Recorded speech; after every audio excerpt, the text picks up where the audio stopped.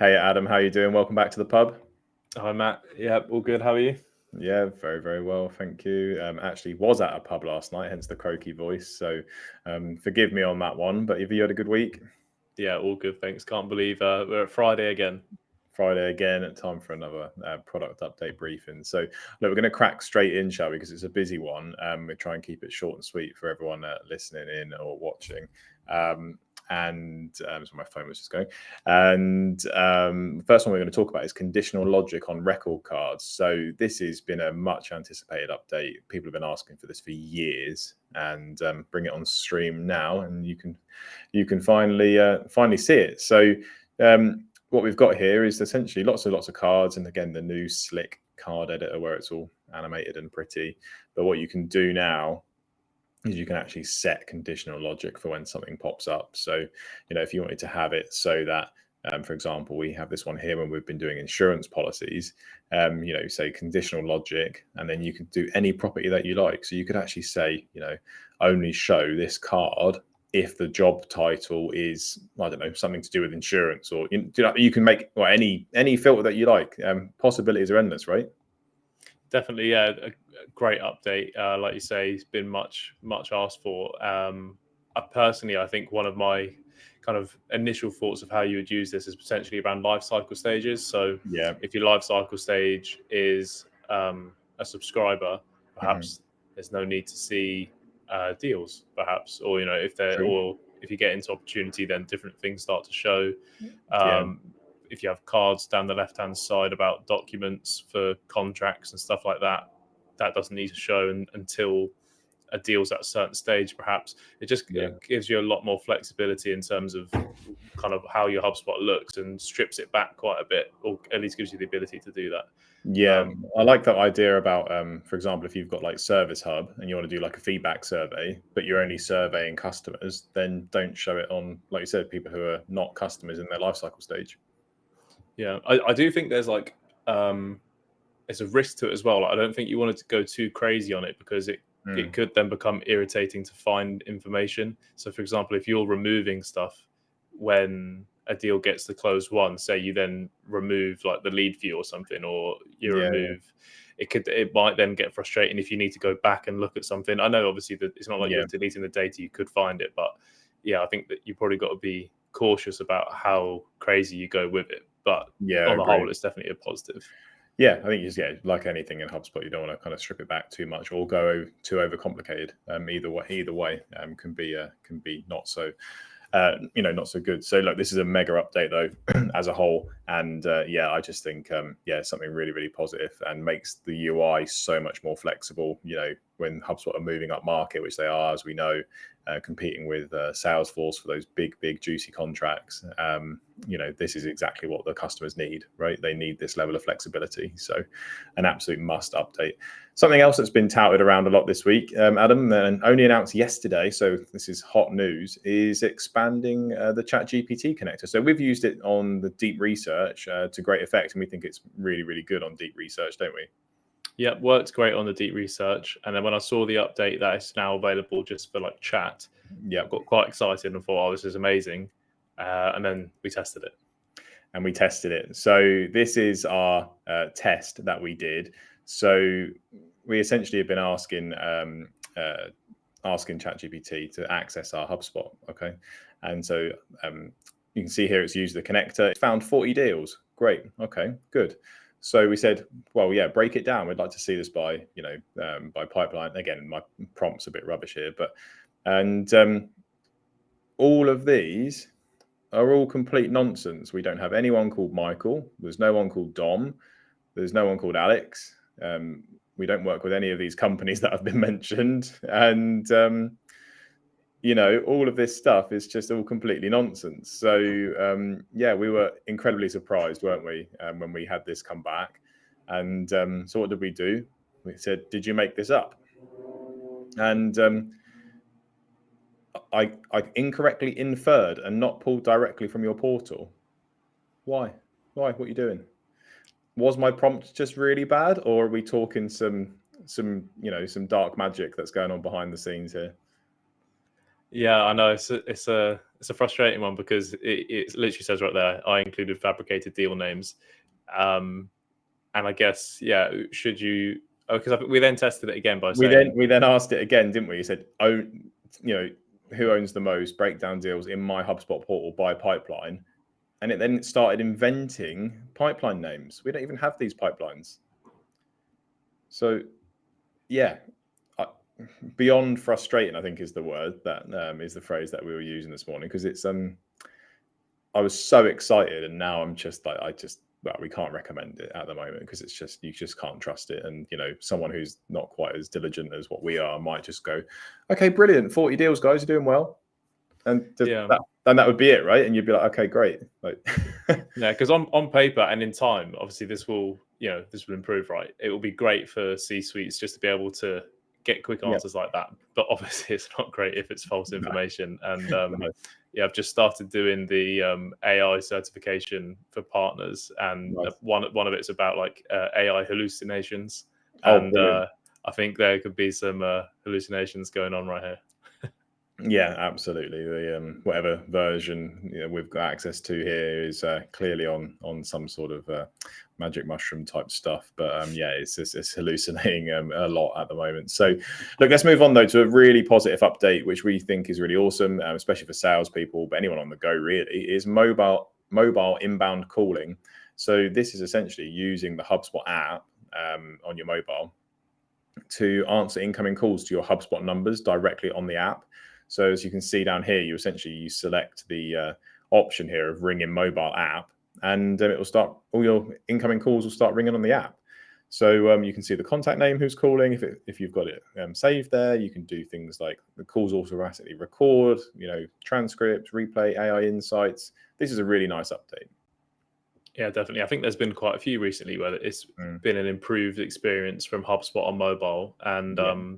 that's obviously going to go down really well with the salespeople. So good to see.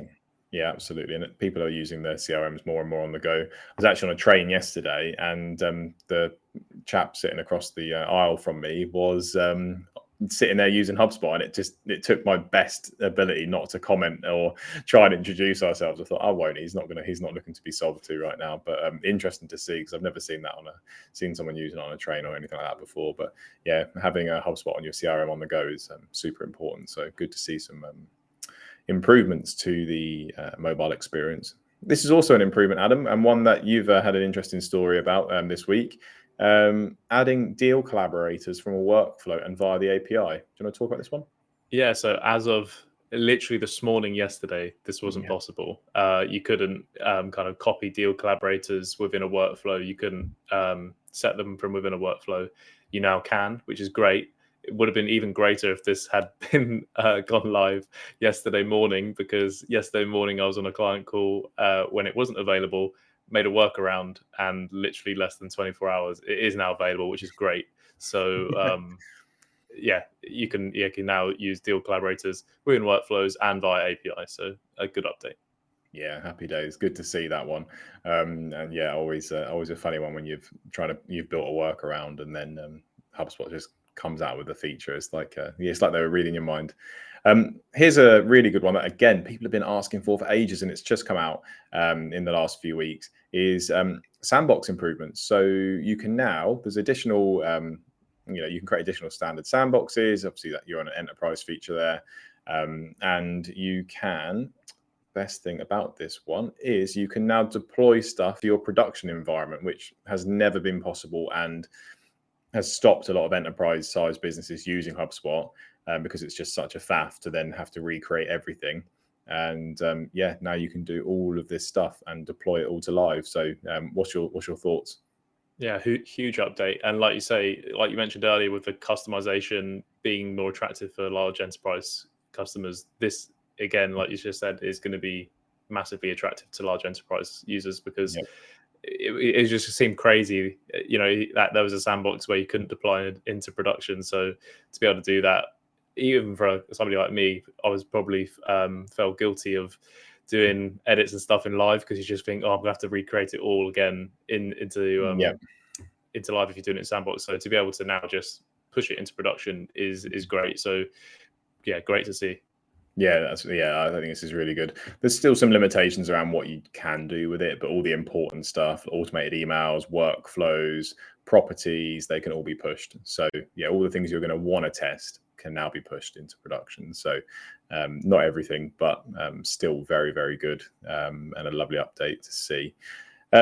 So we feel like we're just abusing page one here, but there's just been so many in the last week. This one we thought was really interesting for service users. James from Rev Odyssey has already gone into this in detail on LinkedIn, so check out his post for that. But there's a new routing option. You can now route to a team and not assign an owner. So this is essentially in the help desk. You can just push the ticket or the incoming conversation, incoming ticket to a team and say, hey, this is for this team, this is for that team. And yeah, it's just a really strong update where you're not assigning a specific user, because that was your only option before. You'd maybe assign it to the team lead, who would then assign it to someone else, or you'd rotate it. But yeah, this just assigns to the team as a whole, which I think is an interesting move, because teams aren't their own individual thing in HubSpot, are they? They're always assigned to a user until this point. Yeah, I wonder if we'll start to see that filter out in other places. I was just trying to think about how a use case of how that would be used. But I suppose, like you say, if a ticket comes in and needs to be assigned out, but rather than just giving it to the team lead, I suppose it now just goes into a team name to keep that clarity, I suppose. So yeah, that was really interesting. Yeah, you can assign to multiple teams as well, as you can see from this screen grab here.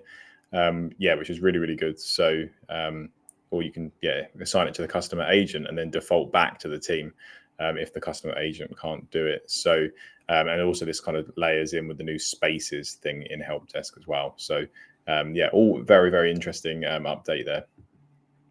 So the next one to talk about is integration with Gemini. So we haven't got access to this yet, but we have asked for it only this morning, to be fair. But you can see HubSpot are now trying to integrate with Gemini for Google Workspace. So a lot of businesses, including us, use Google Workspace. And from the screen grabs here, which I will open up because you can't, they're a bit small, and they're still small. But you can see here, you can now do HubSpot actions in Gemini. So yeah, that's going to be a real big improvement. What do you think?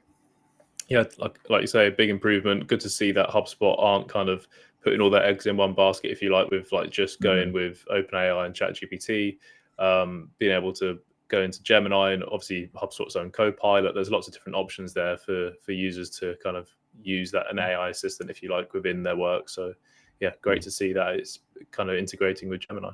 Yeah, absolutely. As you can see here, it's pulled a lot more information rather than the normal just standard contact creation. It's picked up their name, job title, company, email, phone, given a description of that contact as well. So I think it's going to be much more flexible with what you can do with this. And it just kind of layers into how HubSpot already integrates into Google Workspace. And yeah, it just looks really kind of satisfying to use. And like you said, really interesting. It's not all in one basket. So you can now connect to Claude with the MCP server, obviously to ChatGPT, which we talked about earlier, and obviously now with Gemini. So we're going back to that kind of weird conversation we had with ChatGPT. Had a similar conversation with Claude a few weeks back. And yeah, Claude has it spot on. So yeah, it works every time. So yeah, a bit of an interesting mix between the different AI platforms of how well they perform for different things. But that's why it's so important to obviously to skill up as much as possible in AI at the moment with everything changing so fast. Last one. This is a really interesting update. It is a video library in HubSpot. So yeah, let me share screen. So you've got Content Hub, and I'll double check if it's available without Content Hub, but you can see here, video now has its own place in the navigation. So this navigation is getting very, very large now, isn't it?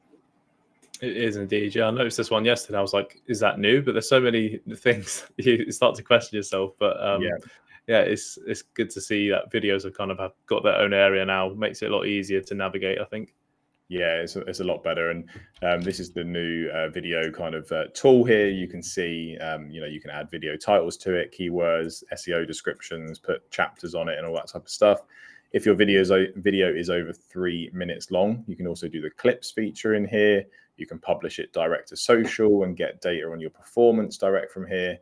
You can remix it into other content, like all from one space. So the video tool is becoming a bit of a powerhouse, really. So it's interesting, isn't it, to see HubSpot go back to their roots with like content and inbound marketing, because they kind of not shifted away, but a little bit shifted away over the last few years into like more paid media and ads and attribution and all that type of stuff, where this is much more original HubSpot. Put content out there and hope people come to you, right? Yeah, and I think, like you say there about the amount of improvements there's been to video of late, it makes sense for it to have its own area because it is its own feature. Like, it shouldn't be hidden away because there's so much you can do. So it makes perfect sense. It's not just a file, is it? It's a piece of content, and you should therefore be able to to do its own have its own tools essentially assigned to it. So yeah, this is again a really great update. Any other updates, Adam, we want to share today, or are we've spun through quite a few? Yeah, I think we've covered the list. There was one that I will throw out there on the cuff, which was about the increased association limits. That was a big one. Maybe I've misunderstood that, but it says it's increased from 50,000 to 100,000. Who's getting near 50,000? Well, maybe I just haven't seen enough portals, but 50,000 to 100,000. Who is capping out at 50,000 associations? That's a lot of contacts associated to a company. I think for contacts and companies, you've got to question: have you got the right people in your CRM? Right? Is my thought. Like, there's no way you could be communicating with that many people. But then my other thought on it is, like, you could easily go through the deals associations, like deals to companies. Like, if you're doing like a new deal for every time they order something online and you're dealing with big enterprise customers, imagine if you had like your website, like WooCommerce, kind of set up to HubSpot, that type of stuff. It's creating deals every time. That is true. I guess it's a nice problem to have. That is a nice problem to have, but I don't see it. Contacts and companies, I think. Or maybe it's including like email associations and stuff. If there's a lot of back and forth, like with multiple, I guess it could stack up. Just something I personally haven't seen before. So to see that it was a problem for people capping out at 50,000, obviously it's great for those guys because it's now doubled. I think it's one of those. I think it might be one of those ones as well where like HubSpot themselves are probably having those type of problems. Like, so therefore they just go, hey, we need to fix this for ourselves. We might as well roll it out as a feature for everyone else, right? Like, just a thought, like that could be a they're obviously use HubSpot, funnily enough. So yeah, it's a really interesting one. I've never seen it as an issue, obviously, but it'd be love to hear if anyone else has. Kind of comes back to that 3,000 actions in the workflow thing I posted earlier this week, right? So can anyone beat that? Can anyone beat that? If you can, let us know. But Adam, thanks again for another good pub, and have a good weekend. You too. Cheers, Matt. Bye. Cheers. Bye.